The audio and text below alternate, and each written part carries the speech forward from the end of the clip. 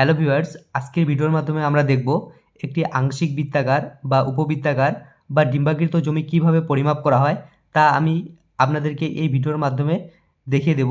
আর আপনারা ভিডিওটি প্রথম থেকে শেষ পর্যন্ত দেখে যাবেন, তাহলে আপনাদের বুঝতে সুবিধা হবে। তো বন্ধুরা, আমরা চিত্রে দেখতে পাচ্ছি এটি আমাদের একটি আংশিক বৃত্তাকার জমি। এই বৃত্তাকার জমিটি আমরা কিভাবে পরিমাপ করব? তো আমাদেরকে সর্বপ্রথমে এখান থেকে এখান পর্যন্ত ফিতে দিয়ে পরিমাপ করে নিতে হবে। তো ধরে নাও আমি ফিতে দিয়ে পরিমাপ করে পেলাম 100 ফুট। তো এই বাহুটি হচ্ছে আমাদের বড় অক্ষ। এরপর বন্ধুরা, এই বাহুটির ঠিক মাঝ বরাবর আমরা একটা বাহু নেব এবং ফিতে দিয়ে এই বাহুটি পরিমাপ করে দেখব। তো ধরে নাও আমি ফিতে দিয়ে পরিমাপ করে পেলাম 80 ফুট। এটি হলো আমাদের একটা ছোট অক্ষ।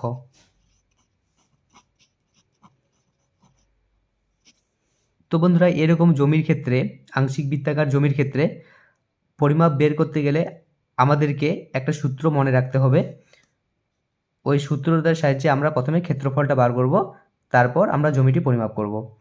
তো আমাদের সূত্রটা হচ্ছে বড় অক্ষ বাই 2 ইন্টু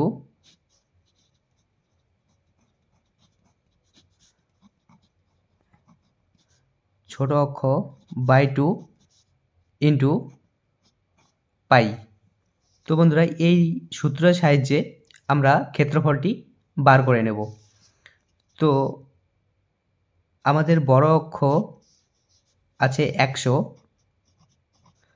বাই 2 ইন্টু ছোট অক্ষ আমাদের 80 ফুট বাই 2 ইন্টু আমরা পাইয়ের মান সবসময় জানি যে 22/7। এরপর আমরা 2 দিয়ে 100কে ভাগ করব, ভাগ করলে আসবে আমাদের 50 ইন্টু 2 দিয়ে 80কে ভাগ করব, ভাগ করলে আসবে আমাদের 40 ইন্টু আমরা উপরে 22টা রেখে দেব বাই 7। এরপর আমরা 50 ইন্টু 40 ইন্টু 22 গুণ করব, গুণ করলে আসবে আমাদের 44,000। নিচে 7টা রেখে দেব। এরপর আমরা 7 দিয়ে 44,000কে ভাগ করব, ভাগ করলে আসবে আমাদের 6,285.71। বন্ধুরা, আমাদের বর্গফুটটা বের হয়ে গেল। এটা হচ্ছে আমাদের ক্ষেত্রফল। এরপর আমরা 435.6 দিয়ে ক্ষেত্রফলকে ভাগ করব, 6,285.71। কারণ আমরা জানি যে আমরা যদি শতকে জমিটি পরিমাপ করি তাহলে আমাদেরকে 435.6 দিয়ে ভাগ করে নিতে হবে, কারণ 1 শতক = 435.6। তো ভাগ করলে আসবে আমাদের 14.43 শতক।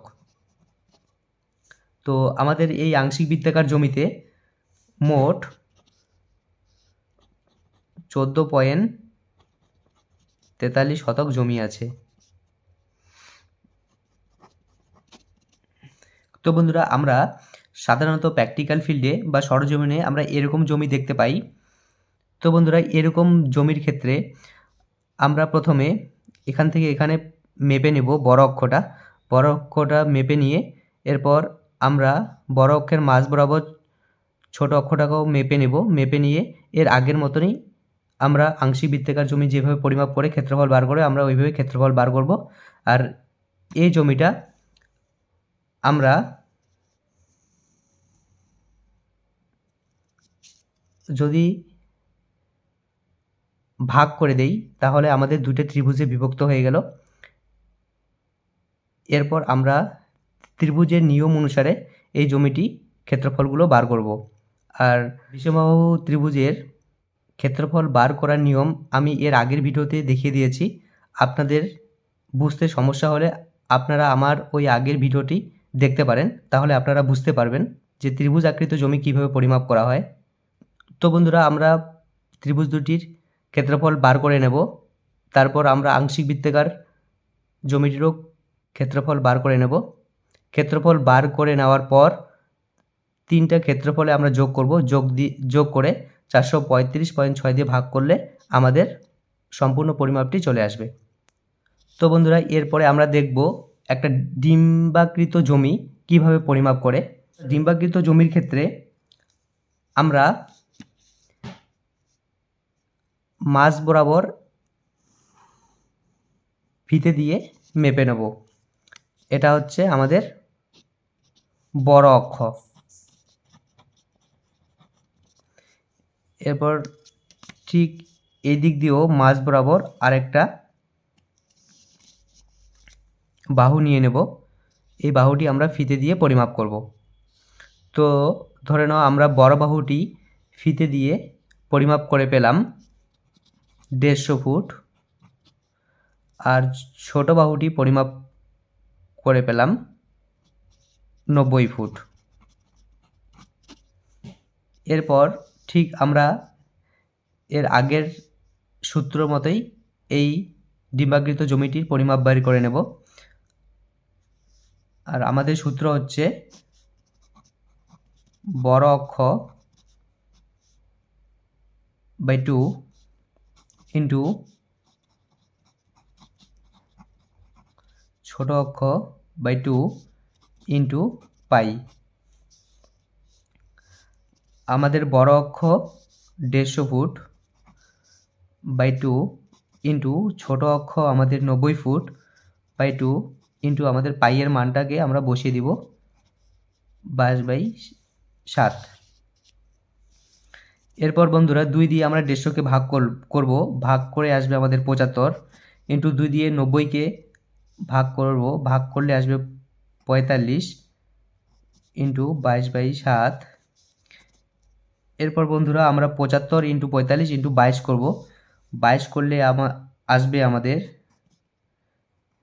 74,250/7, ভাগ করলে আসবে আমাদের 10,607.14। এটা আমাদের বর্গফুট। তো বন্ধুরা, আমাদের ক্ষেত্রফলটা বার হয়ে আসলো। এরপর আমরা ক্ষেত্রফলটিকে 10,607.14কে 435.6 দিয়ে ভাগ করব। ভাগ করলে আসবে আমাদের 24.35। এটা আমাদের শতকে বার হয়ে আসলো। আমরা যদি কাঠাতে বের করতে চাই তাহলে ক্ষেত্রফলকে 10,607.14কে 720 দিয়ে ভাগ করব। ভাগ করলে আসবে আমাদের 14.73 কাঠা। তো বন্ধুরা, আমরা ঠিক এইভাবে আংশিক বৃত্তাকার, উপবৃত্তাকার, ডিম্বাকৃত জমি আমরা পরিমাপ করব। আর বন্ধুরা, ভিডিওটি ভালো লেগে থাকলে অবশ্যই লাইক, কমেন্ট, সাবস্ক্রাইব করতে ভুলবেন না।